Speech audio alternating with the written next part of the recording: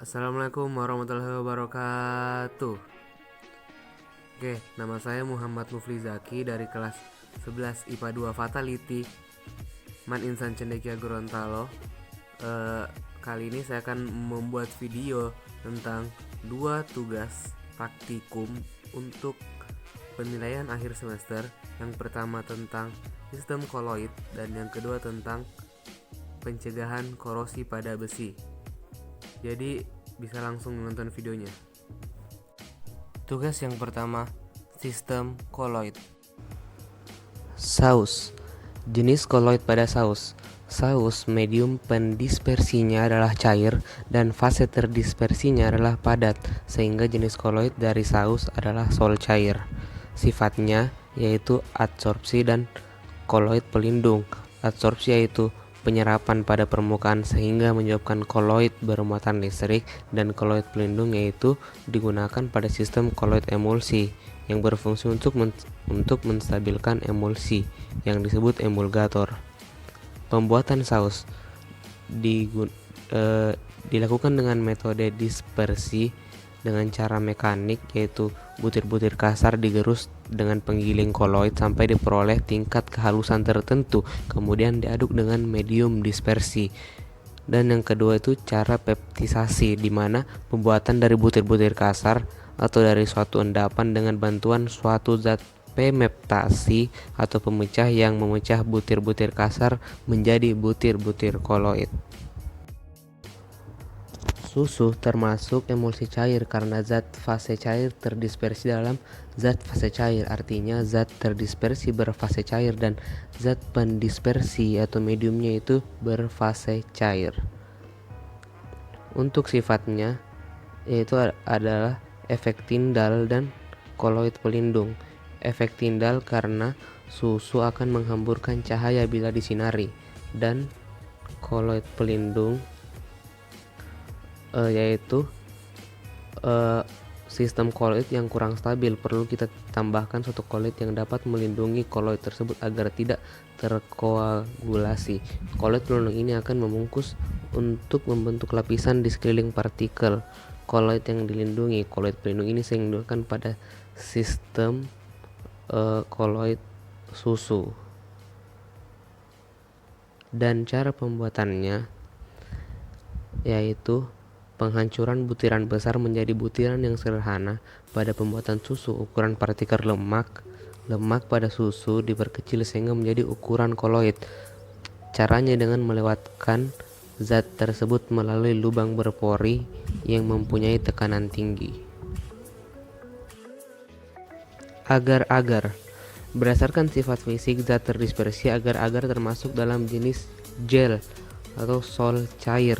Sifat koloid pada agar-agar termasuk dalam jenis koloid liofil dan koloid liofob.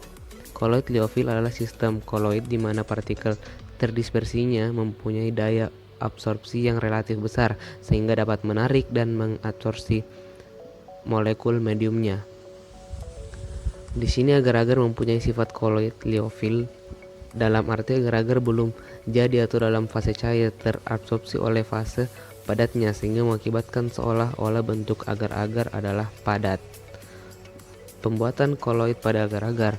Pada pemasakan agar-agar terjadi reaksi hidrolisis. Proses pemanasan dengan suhu yang lebih tinggi dari suhu pembentukan gel akan mengakibatkan polimer.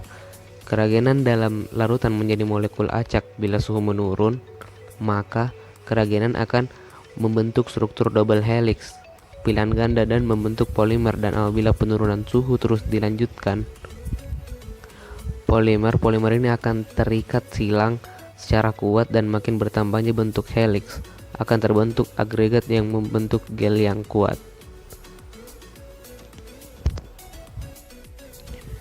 Selanjutnya yaitu mayonnaise. Mayonnaise termasuk dalam koloid emulsi karena zat pendispersinya yaitu cair dan terdispersinya juga cair. Dan sifatnya, mayonnaise merupakan koloid emulsi minyak dalam air atau hidrofob karena bahan dasar pembuatan mayonnaise adalah minyak nabati dan asam cuka atau jeruk nipis. Dan cara pembuatannya yaitu melalui tahap kondensasi atau penggumpalan partikel yang sangat kecil.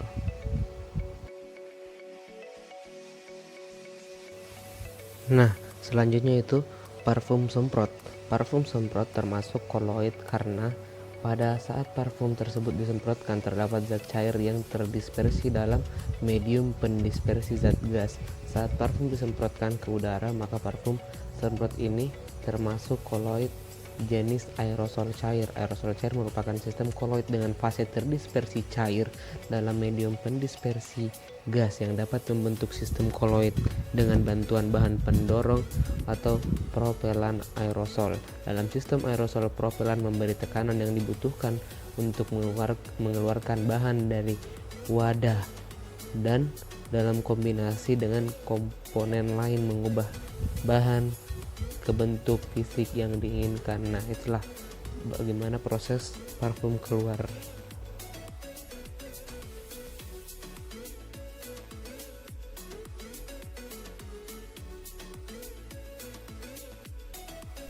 Tugas yang kedua, pencegahan korosi pada besi. Nah, yang pertama itu pengecetan. Dapat dilihat dari video bahwa ini adalah pagar. Nah, pagar ini dicat. Apa fungsi cat? Pengecetan dilakukan untuk menghindarkan kontak antar besi dengan udara, oksigen, dan uap air, yang dimana udara, yaitu oksigen dan uap air, menjadi penyebab korosi. Selain di pagar, pengecetan juga dapat dilihat di benda-benda lainnya, seperti jembatan, railing, dan masih banyak lainnya. Nah, yang kedua yaitu pelumuran dengan oli atau gemuk. Tujuan pelumuran oli pada dasarnya sama dengan pengecetan, yaitu menghindarkan akses udara basah kontak dengan besi. Di sini contohnya dapat dilihat yaitu di gear sepeda. Jadi kenapa oli? Karena oli juga berfungsi yang lain selain untuk pencegahan korosi. Di sini oli juga berfungsi untuk pelumas bagi gear sepeda. Untuk contoh lainnya bisa dilihat di alat perkakas besi lainnya.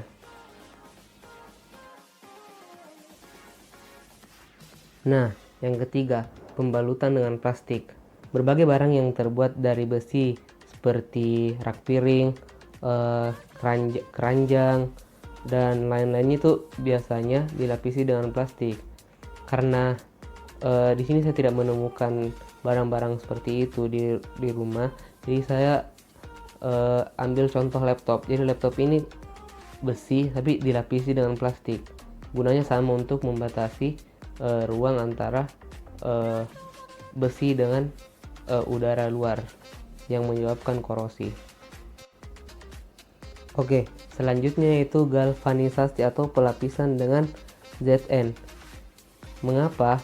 Karena Zn memiliki potensial reduksi lebih rendah dibandingkan besi, sehingga ketika besi dilapisi Zn, Zn akan bertindak sebagai anoda oksidasi dan besi sebagai katoda reduksi. Besi akan terlindung melalui mekanisme perlindungan katodik. Nah, kita bisa melihat aplikasi dari galvanisasi ini bisa ditemukan di plat bodi mobil yang bisa kita perhatikan sehari-hari. Kenapa sih mobil itu tidak berkarat? Ternyata menggunakan pencegahan ini, yaitu galvanisasi. Oke, yang kelima yaitu chromium plating. Pelapisan dengan krom CR selain untuk melindungi besi dari korosi juga untuk memperbaiki penampilan jadi lebih menarik dan mengkilat. Jadi ini juga memperbaiki penampilan dari produk yang disajikan. Jadi kita bisa melihat dari video yaitu kursi. Jadi supaya lebih elegan kelihatan, maka dilapisi chromium plating. Itu fungsi lain untuk pencegahan dari korosi.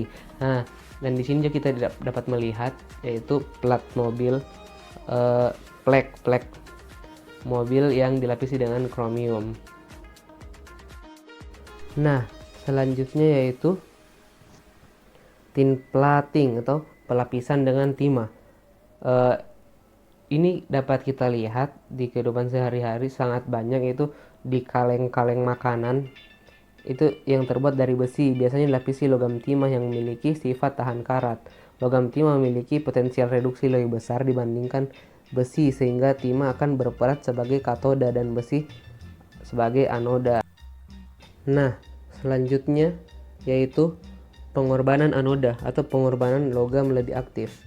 Logam Mg dalam deret kereaktifan merupakan unsur yang lebih reaktif dibandingkan besi. Nah, jadi pengaplikasiannya ini lebih sulit ditemui daripada pencegahan lainnya, karena cara ini digunakan untuk melindungi pipa besi yang ditanam di bawah tanah atau badan kapal laut. Oke, mungkin sekian video untuk tugas PAS praktikum mata pelajaran kimia. Saya Muhammad Mufrizaki. Wassalamualaikum warahmatullahi wabarakatuh.